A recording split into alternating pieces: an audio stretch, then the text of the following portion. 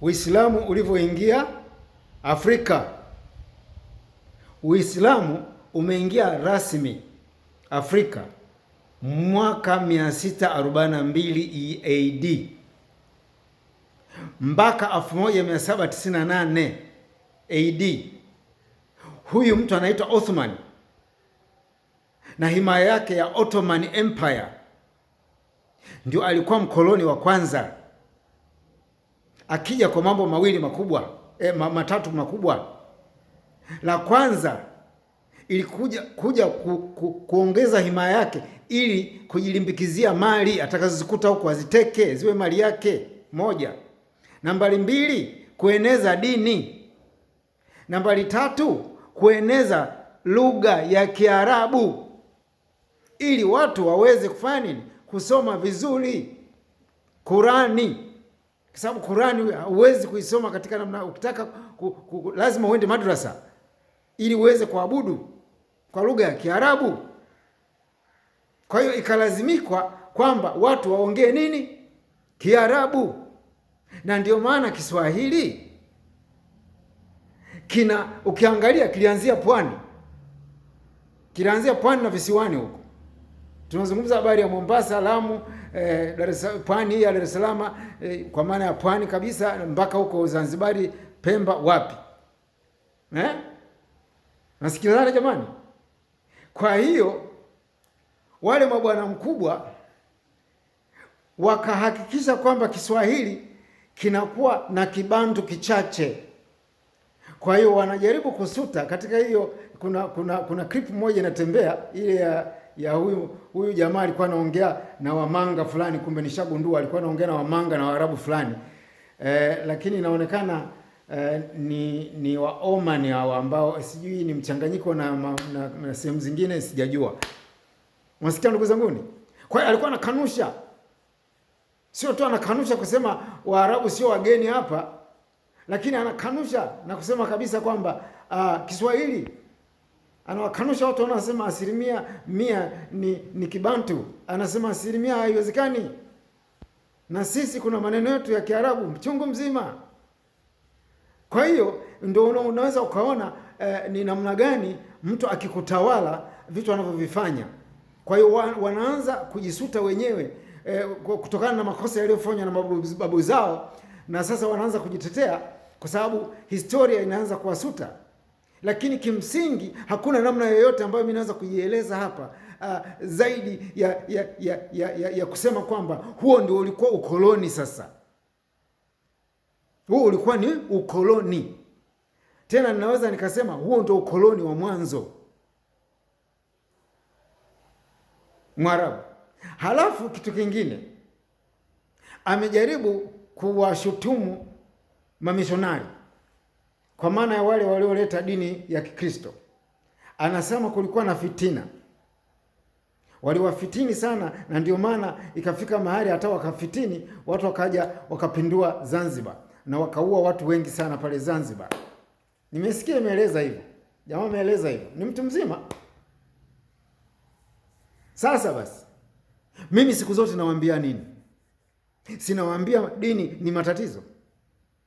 Hawa jamaa wanazidi kulumbana na wataendelea kulumbana mpaka hiyo wanayoiita wao kiama ni lini hawaijui, kwa sababu mwisho wa safari ndio vitabu nilivyovikataa mimi, kwa sababu miongoni mwao kwa miaka yote hii, manake hawa mwaka wa 642 wanaingia pale Misri. Lazima uelewe Kristo tayari ulishaingia na mtume Marko, wanamuita mtakatifu Marko. Huyu wa kitabu kwenye Biblia anaitwa Marko. Huyu alishakuwa ameingia karne ya kwanza. Yaani tunaongea baada ya kuwa lile tukio linalojieleza kwenye Biblia kuhusiana na kusulubiwa kwa Kristo huyo ambaye wanamtangaza na kumnadi huyo mzungu. Sawa jamani? Sasa historia zinasema kwamba miaka ya 70 sijui 50 ile baada ya AD, kwa hiyo ni ndani ya karne ile ya kwanza, Ukristo uliingia Afrika na ukajikita, kikawa ndo kitovu kikubwa cha Ukristo duniani pale Misri. Ndio maana kuna ule Ukristo unaoita Coptic nini hizi Coptic church sijui nini pale. Sasa nani alikuja akausambaratisha? Aliyekuja akausambaratisha ni yeye mwenyewe, huyu aliyeingia na Uislamu mwaka 642. Kwa hiyo anapozungumza habari hawa alivyoanza kushuka huku chini, miaka ya baadaye kukawa hii miaka ya kwetu ya kina Mwalimu wapo, yuko kwenye uhuru, tuko kwenye uhuru by then. Anasema kuna kambi liliwekwa kule Tanga kwenye mashamba ya mkonge ili waende wakaisambaratishe nini, wakaisambaratishe Unguja, waue watu na nini hivyo.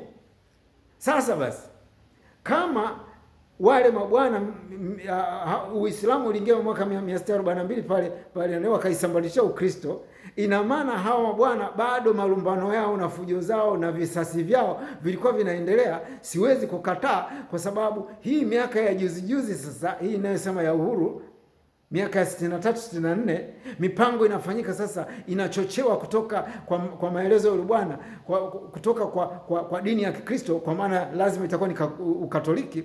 Sawa jamani, lakini lazima uelewe Ukatoliki huo ulikuwa kumbe unajaribu kulipiza kisasi cha ile miaka ya 642 walivyoitokomeza kile kitovu chao cha Ukristo cha dunia. Sijui tunaanza kuelewana jamani? Kwa hiyo je, hizi ndio dini nilizosema zimetuweka hapa tulipofika. Hizo video zangu za nyuma nilishasema sana juu hiyo, na nikawaeleza na kabisa mapungufu yaliyoko kwenye Qurani na mapungufu yaliyoko kwenye Biblia, na kwamba jamani, kuna uongo na udanganyifu uko humu ndani, kuna ujanja tu wa kutaka kuitawala dunia. Lakini sasa kutokana na fujo zinazoendelea sasa hivi, kutokana na sijui ni mambo ya nimesikia kuna fujo kwenye bunge la wawakilishi, kuna watu walitamka maneno fulani ambayo sio sawa, na vile vile iliendelea kwenye bunge hili la Tanzania, kwa maana kwamba huko Dodoma kulikuwa na vile vile kuna vitu hivi vinaongea tumekuwa tunaviona kwenye taarifa za habari na nini, na humu kwenye mitandao.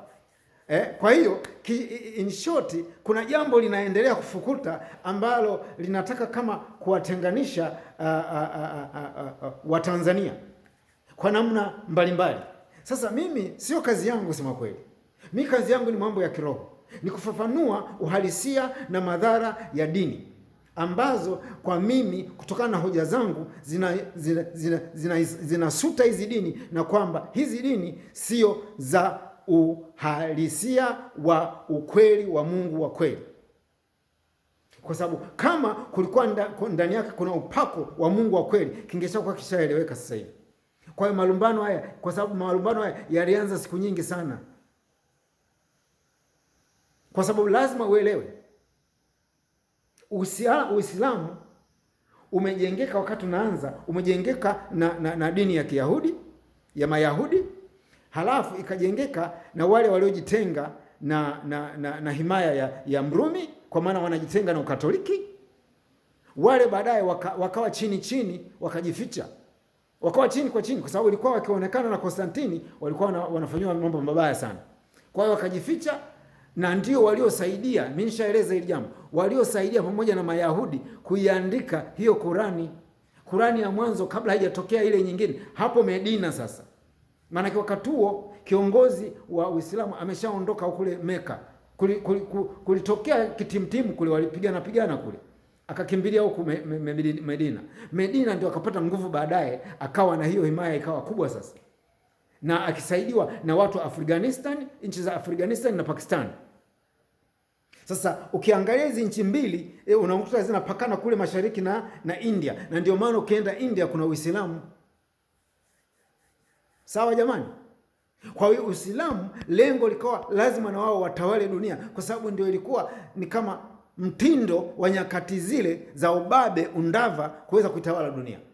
Na upande wa Uislamu kuna ushahidi sasa, napigilia msumari vizuri kwamba aliyeweka mfano wa ushahidi kwamba na Waislamu nao walifanya kama alivyofanya Mkatoliki au Mrumi, na jinsi alivyofanya yule Alexander yule Mgiriki, na alivyofanya yule Byzantine ambaye alijitenga na Mrumi, ni yale yale na wao Waislamu waliyafanya kwa kupitia kwa Ottoman, ambaye alikuwa ameita himaya yake kwa jina lake la Ottoman Empire.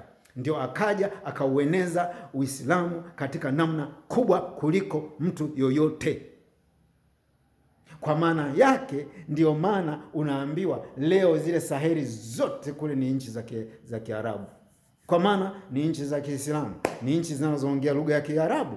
Naweza nikasema hilo kwa sababu mkoloni wake aliyetawala ile eneo kwa kutawala, kwa sababu kuna mambo matatu: kuna mambo ya dini, kuna mambo ya utawala, kuna mambo ya siasa, kuna mambo mambo ya majeshi. Sasa vitu hivi vyote ukivichanganya, ndio unaona kabisa kwamba hawa watu makusudio yao yalikuwa ni kutawala, sio swala lingine, kwa sababu hata dini inasaidia kutawala. Tulishazungumza hili jambo kwamba Konstantini alivyoona mambo yake ya kisiasa anaanza kuwa kama hakubaliki, akatafuta mbinu ya kutafuta kitu ambacho kinamrahisishia kuweza kuwafanya watu waweze kumkubali. Ndio maana akaamua kutengeneza hiyo njia nyingine kama silaha ya kitabu ambacho ni dini, ambayo itamfanya yeye akubalike, na kwa kuchanganya yale tunaita ibada zile ambazo zitawavuta vile vile. Ndio maana kaingiza mambo ya ibada za sanamu hivyo na hivyo. Kwa hiyo ni ukoloni ule ule aliofanya Mrumi, ni ukoloni ule ule aliofanya Mgiriki, ni ukoloni ule ule aliofanya Byzantine, ni ukoloni ule ule aliofanya Persia, ni ukoloni ule ule aliofanya Ottoman Empire. Kwa hiyo imekaa namna hiyo. Kwa hiyo mtu asije akaja akaanza sasa kujitetea au kujikurupusha. Ni yale yale niliyozungumza kwamba wakati utafika utaeleza, na wakati unaanza kueleza wenyewe, watu wanatokea walikotokea, mimi sielewi, wanaanza kuongea wao wenyewe, na wanaongea hoja ambazo inakuwa kwa mfano zinakuwa zinasutwa na hoja zangu mimi, kwa sababu unapozungumza kwamba eti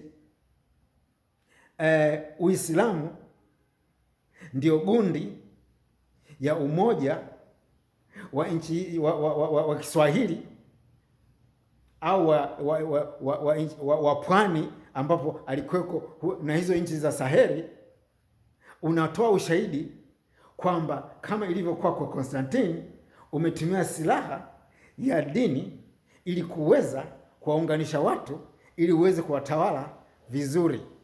Kwa hiyo wale wanaoanza kunielewa wanaelewa kwa namna hiyo. Ndio maana video zingine nikasema yeyote anayeona hoja zangu zinawaonea, zinawasingizia wale wote wanaodhani ni waumini wa dini, ikianzia dini ya Uislamu na Kikristo, basi uwanja uko wazi. Kuna eneo la comment huko, ingieni au labda tutafutane, mimi sijajua. Upatikane utaratibu wote mtakaoona nyinyi, ili tukae, ili tuweze kuyazungumza, kila moja aje na hoja zake. Hilo ndio nitakalosema kwa wepesi kabisa, aje na hoja zake. Lakini vinginevyo, ukweli ninaoeleza ndio huu, kwamba kuna tatizo ambalo limejitokeza. Watu wanataka sasa kuanza kufunika ukweli wa historia ya dunia hii. Asanteni sana kwa kunisikiliza.